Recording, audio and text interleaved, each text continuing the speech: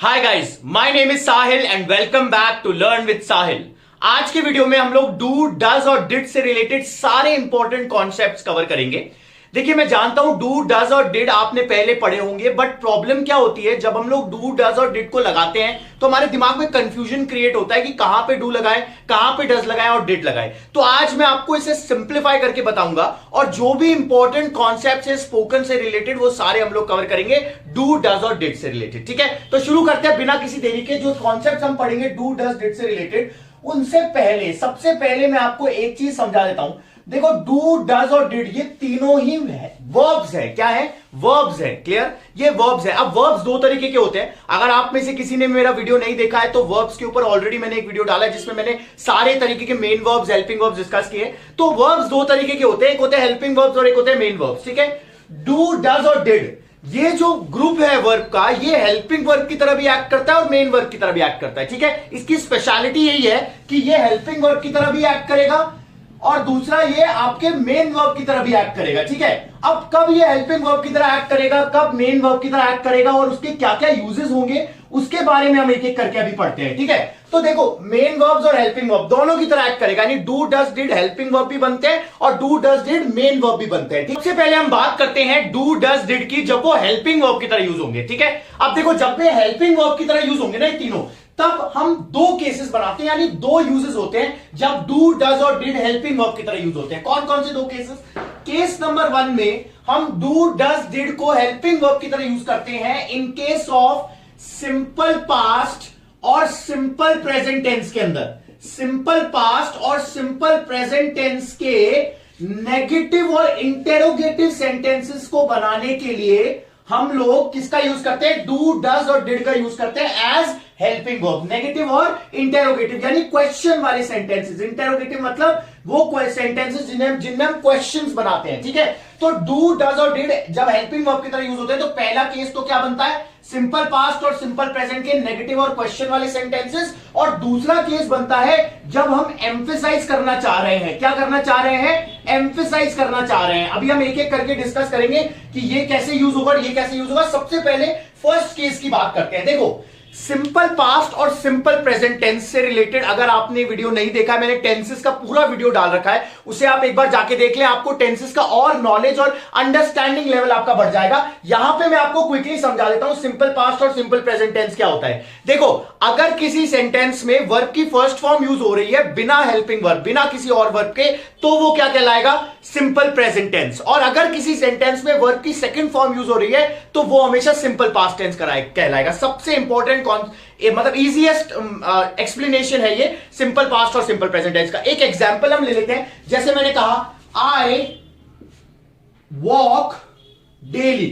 Okay, I walk daily, मैं रोज चलता हूं। ठीक है, इसके अंदर वॉक क्या है? फर्स्ट फॉर्म है वर्ब की, तो ये कौन सा टेंस हो गया है? Simple past present tense. Simple present tense हो गया अगर वर्ब की फर्स्ट फॉर्म आ रही है तो। ठीक है, ऐसे ही एक सेंटेंस ले लेते हैं सिंपल पास्ट का। आई वॉक्ड येस्टरडे, मैं कल चला। ठीक है, ये बहुत बेसिक सेंटेंसेस है, मैं आपको सिर्फ समझाने के लिए ये सेंटेंसेस दे रहा हूं। वर्ब की सेकंड फॉर्म यहां पे लग रही है तो ये कौन सा टेंस हो गया? Simple past tense. ठीक है, इसकी और डिटेल अंडरस्टैंडिंग के लिए आप वीडियो देख सकते हैं। यहां पे आप ये समझे कि जब भी हम सिंपल प्रेजेंट टेंस का नेगेटिव बनाना चाहते हैं या सिंपल पास्ट टेंस का नेगेटिव बनाना चाहते हैं तब हम क्या यूज करते हैं?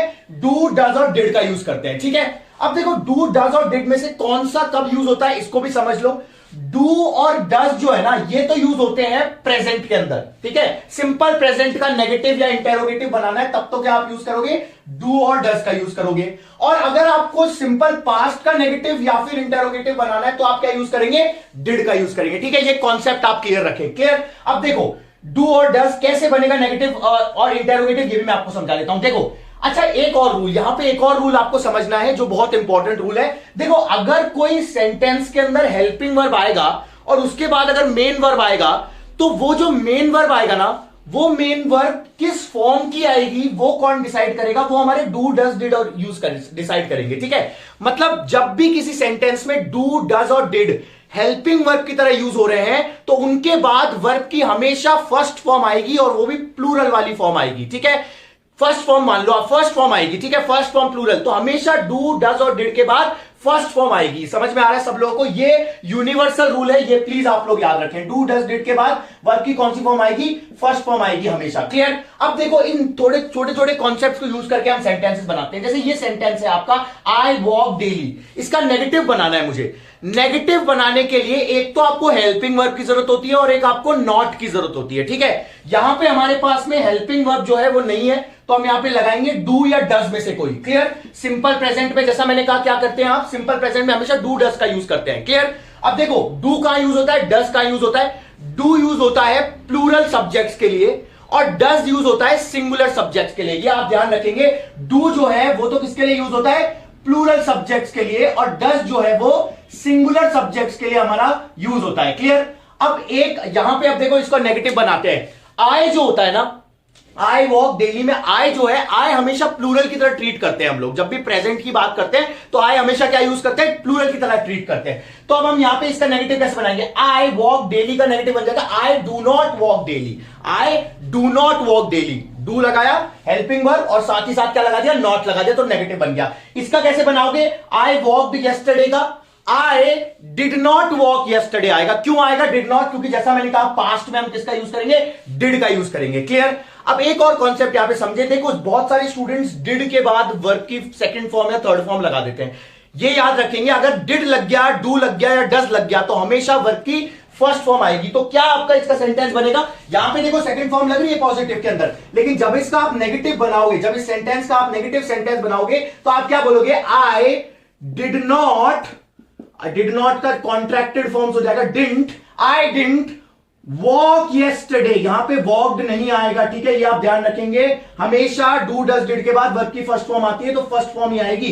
यहां पे सेकंड फॉर्म क्यों आ रही थी? क्योंकि ये सिंपल पास्ट का सेंटेंस था और इसमें कोई डू डज डिड नहीं था। ठीक है, तो यहां पे वॉकड था लेकिन नेगेटिव बनते बनते क्या हो गया? वॉक हो गया। सिंपल पास्ट में ध्यान रखेंगे। और सिंपल प्रेजेंट का तो आसान है, आई वॉक डेली का हो जाएगा I do not walk daily. ठीक है, ये हो गया सिंपल। यहां पे डोंट, इसका कॉन्ट्रैक्टेड फॉर्म क्या हो गया? डोंट। तो यहां पे ये भी हमारी फर्स्ट फॉर्म आएगी। क्लियर?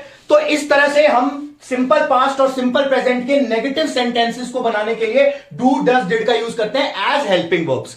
अच्छा, क्वेश्चन सेंटेंसेस कैसे बनेंगे? क्वेश्चन बहुत आसान है। क्वेश्चन सेंटेंस में कुछ नहीं करना है आपको। यहां से जैसे ये जो सेंटेंस है इसका क्वेश्चन कैसे बनाओगे? नॉट तो हटा दो क्योंकि नॉट तो नेगेटिव सेंटेंस से बनता है, और ये जो हेल्पिंग वर्ब है ना इसको आगे ले आओ। यहां से भी नॉट हटाओ और हेल्पिंग वर्ब को आगे ले आओ तो क्वेश्चन बन जाएगा। मैं डेली चलता हूं, मैं डेली नहीं चलता हूं। क्या मैं डेली चलता हूं? तो आगे ले आओ डू को। Do I walk daily? Did I walk yesterday? क्या मैं कल चला? तो इस तरह से आप क्वेश्चन वाले सेंटेंस बना सकते हैं। सिंपली इन हेल्पिंग वर्ब्स को आगे ले आओ सब्जेक्ट के, ठीक है, और नॉट हटा दो तो ये हमारे क्वेश्चन वाले सेंटेंस बन जाएंगे। क्लियर? इस तरह से सेंटेंस आपको बनाने। अच्छा, यहां पे हमने डू का यूज किया, डज का यूज मैंने क्या कहा? सिंगुलर सब्जेक्ट्स के साथ होता है। तो जैसे यहां पे आई की जगह अगर मैं ही कर दूंगा तो ही वॉक्स डेली हो जाएगा और यहां पे हो जाएगा he does not walk daily. Am I clear to you? ये कॉन्सेप्ट, ठीक है। तो ये तो हो गए कॉन्सेप्ट हमारे डू डज और डिड, जब वो सिंपल पास्ट और सिंपल प्रेजेंट के नेगेटिव और क्वेश्चन वाले सेंटेंसेस बनते हैं। ठीक है, अगर डज का यूज करोगे तो सिंपली क्या करना है, आप उसके अंदर सिंगुलर अगर सब्जेक्ट है तो डज का यूज करोगे, प्लूरल है तो डू का यूज करोगे, और पास्ट में तो कोई प्रॉब्लम ही नहीं है, सिंगुलर हो चाहे प्लूरल हम डिड ही लगाएंगे। ठीक है, यहां पे चाहे आई कर दो, चाहे ही कर दो, चाहे दे कर दो, चाहे किसी का नाम लगा दो, हमेशा डिड ही आएगा। ठीक है, तो ये हो गया हमारा पहला यूज जब डू डज और डिड हेल्पिंग वर्ब की तरह एक्ट करते हैं। तो इसका आप एक बार स्क्रीनशॉट ले लो। इसके बाद में मैं दूसरे यूज की बात करूंगा जो एम्फेसाइज करने वाला यूज है। ठीक है, अभी मैं इसको रब कर दूंगा, आप पहले इसको एक बार इसका स्क्रीनशॉट ले लीजिए, फिर हम आगे सेकंड यूज पे चलते हैं जब do does did helping verb की तरह यूज होते हैं। इसका स्क्रीनशॉट।